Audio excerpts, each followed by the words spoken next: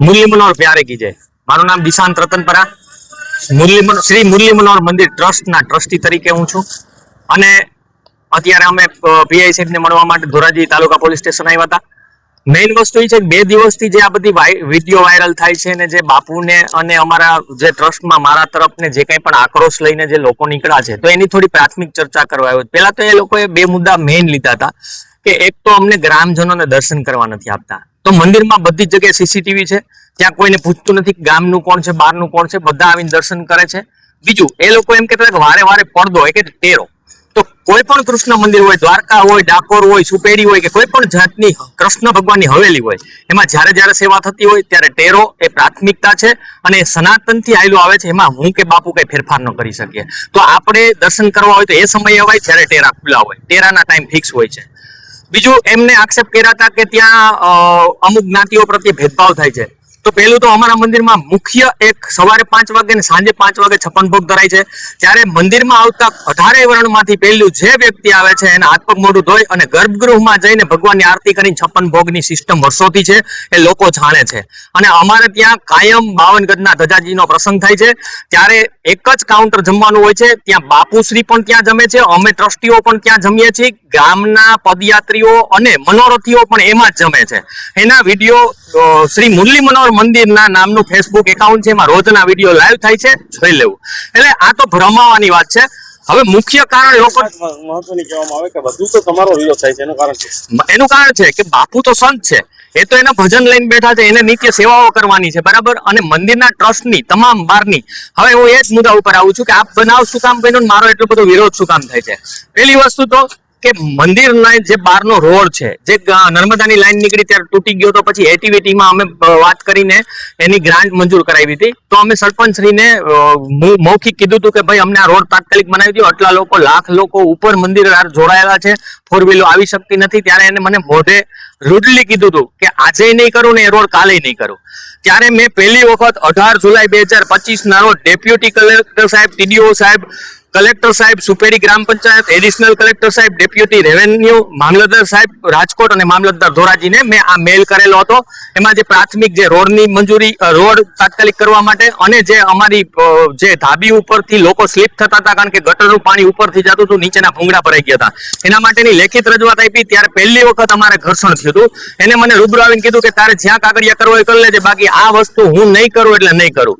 આ પહેલી વસ્તુ થઈ હતી। બીજી વખત કચરાનો મુદ્દો આવ્યો હતો, તો મેં ગ્રામ પંચાયત સુપેડીને બરાબર ગયા મહિને મેલ કરેલા હતા કે ભાઈ પરમેનન્ટ ગ્રામ પંચાયત આના જવાબદાર છે, તો અમારો કચરો તમારે લઈ જવા, આના માટે યોગ્ય કરવા વિનંતી। એમાં બીજી વખત ઘર્ષણ થયું હતું।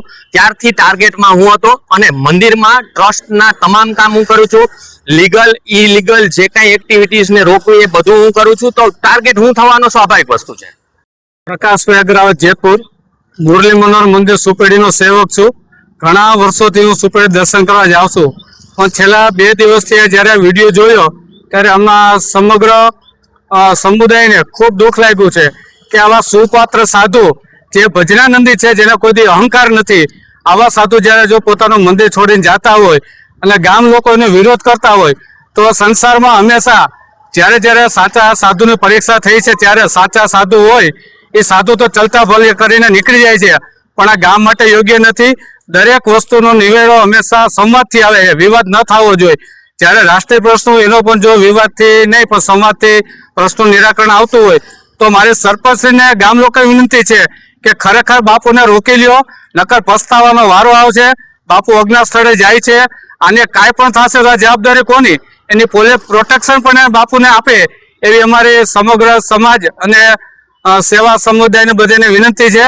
અને ભક્તજનોની પણ લાગણી છે કે બાપુ તમે પાછા વહી આવો અને ભગવતજીને જે પાટું મારીને અપમાન કર્યું, ખરેખર એ બાપુ માટે મરવા સમાન થાય।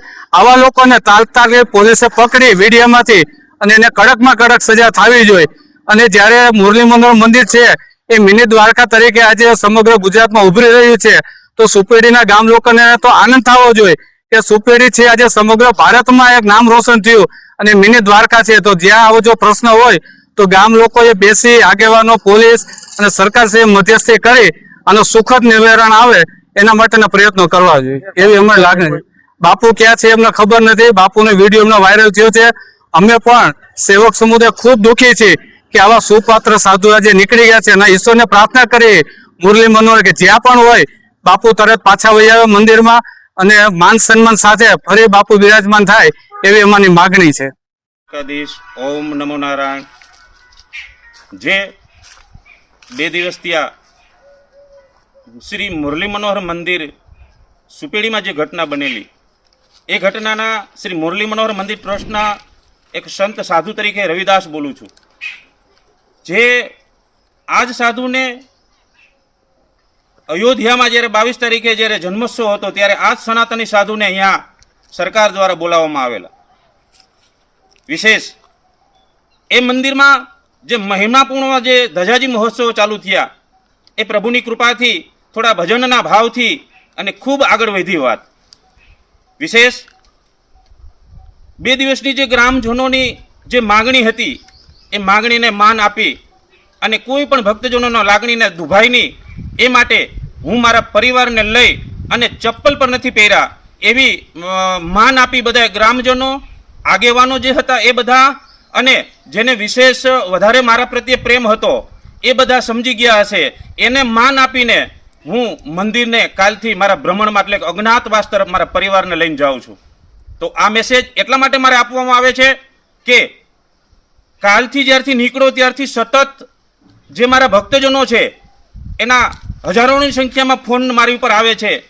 તો એ ભક્તજનોને પણ એક જાણ કરું છું કે હું મારા અજ્ઞાત સ્થળે મારા પરિવારોને લઈ અને એક મારા ભગવાન અને મારા ચીપિયાજી લઈને ત્યાંથી નીકળો છું. વિશેષ એ મંદિરનું મેં છોડ્યું છે પણ મારા મોટા ભાઈ એટલે કે મહંત સંદીપદાસ બાપુ એ હાલમાં અહીંયા પૂજારીમાં છે. એટલે વિશેષ કહેવાનું છે કે મંદિરને ઠાકરજી આપવું જ નથી, એ મારા પરિવારના જ એક મોટા ભાઈ છે અને મારા મોટામાં મોટા ભાઈ અને મારા મહંત પણ છે. તો એ મંદિરને અત્યારે સેવા પૂજા તો ચાલુ જ છે. પણ ગામજનોની માંગ અને જે ગ્રામજનોનો જે એક વિવાદ કે હતો કે ભાઈ આ સાધુ અહીંયા ન જોઈ, તો હું તો સનાતની સાધુ છું.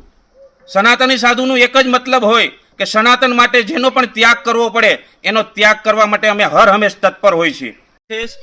જ્યારે આ સાધુનું દિલ દુખાણું છે એ સાધુનું દિલ જ્યારે વ્યવસ્થાના ભાગરૂપે કાલના તારીખમાં જે સનાતની ધર્મમાં ભાગવતજીનું જે મહત્વ છે એ ભાગવતજીને જ્યારે પગથી ઉલારવામાં આવ્યા ત્યારે આ સાધુનું મૃત્યુ સમાન એક દ્રશ્ય હતું. એટલે એ સાધુ ભાગવતજીનું અપમાન સહન ન થતા એ આ સ્થળનો ત્યાગ કરવા માટેનો મક્કમતાનો નિર્ણય, કોઈના દબાવમાં આવીને આ નિર્ણય મેં નથી લીધેલો. વિશેષ કે પૂજારી પરિવાર જેને 3 કલાક સુધી એક રૂમમાં પુરાવવું પડે તો આ કયો સનાતન ધર્મ? તો આ બધું વિશેષ માન રાખી અને હું આ સ્થળનો ત્યાગ કરું, કેમ કે ભાગવતજી એ મારા પ્રિયમાં પ્રિય ભગવાન છે. તો ભાગવતજીનું અપમાન મારાથી સહન ન થયું. તો એક સંત સનાતની સંત કેવડો ત્યાગ કરી શકે એ જગતને હું બતાવવા માટે મારા પરિવારને લઈને નીકળી ગયો છું. મારા બાળકો નાના છે, હું સંસારી અને ગ્રહસ્થી સાધુ છું. તો પણ જે ગ્રામજનોની તીવ્ર માગણી હતી માગણીને માન આપી અને હું નીકળી ગયો છું. તો આ મેસેજ મારા અંગત જે સેવકો છે, મારા ભક્તજનો છે એને હું પહોંચાડું છું. કોઈ પણ કોઈ વિવાદ ન કરતા, કોઈ માથાકૂટ ન કરતા એવી મારી સાધુની નમ્ર વિનંતી છે. તો હવે પછી હું મારા અજ્ઞાત સ્થળે હશું તો મને કોઈ ગોતશો નહીં એવી મારી નમો નારાયણ. જય સિયારામ.